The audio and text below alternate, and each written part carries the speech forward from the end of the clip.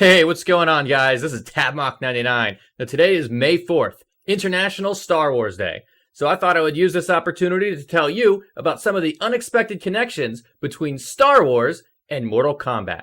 You know, right from the beginning, Mortal Kombat was about the bad guys trying to unbalance the Furies, which kind of reminded me of Star Wars. You know, the idea of bringing balance to the Force. Well, Star Wars was definitely an inspiration to the Mortal Kombat team right from the get-go.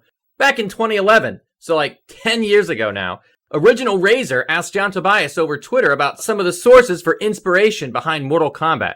So of course we all know about the martial arts movies that inspired MK1, but interestingly enough, when John Tobias does reply like 10 years later, one of the first movies that comes to mind is Star Wars, and The Empire Strikes Back, which is also Star Wars.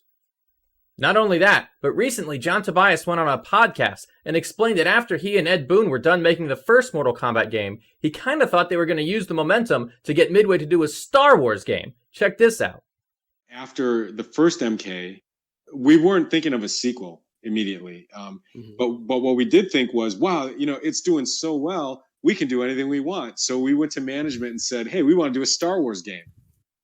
And so we were trying to talk them into helping us attain the Star Wars license, which at the time, this is, you know, the early 90s, Star Wars hadn't had its resurgence yet. It had, you know, the last thing anybody had heard of Star Wars was Return of the Jedi, you know, almost 10 years prior to that.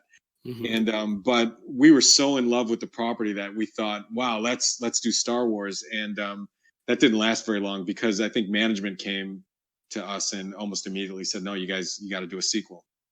Not only that, but Ed Boon confirmed the same thing over his Twitter. He says, coincidence. After MK1, we originally planned on doing a Star Wars game. Guess this comic cover is full circle.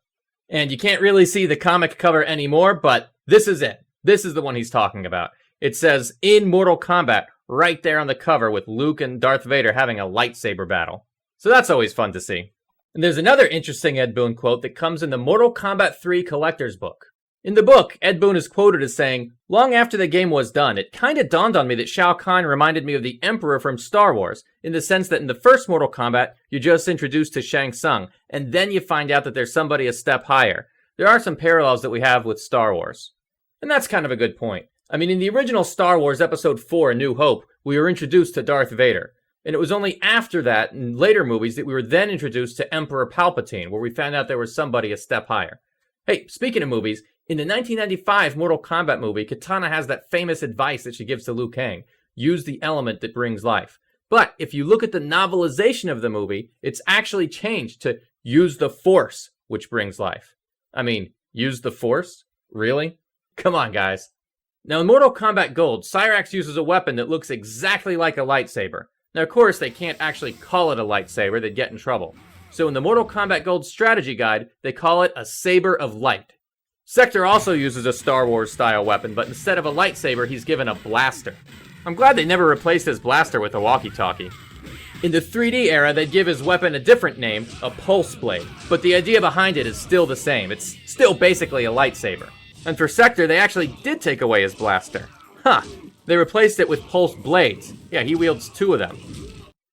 Man, it looks like they'll just give a lightsaber to any old idiot these days. But hey, if you want to see a true martial arts master wielding a lightsaber, check out this video shared by Daniel Pacina.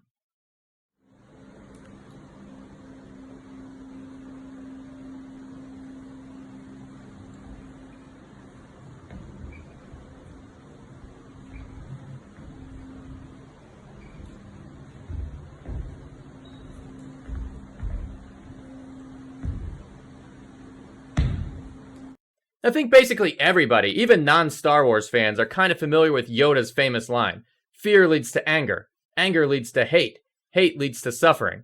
Well, in Mortal Kombat Deception's Conquest mode, there was kind of a little Easter egg reference to that line. Check this out.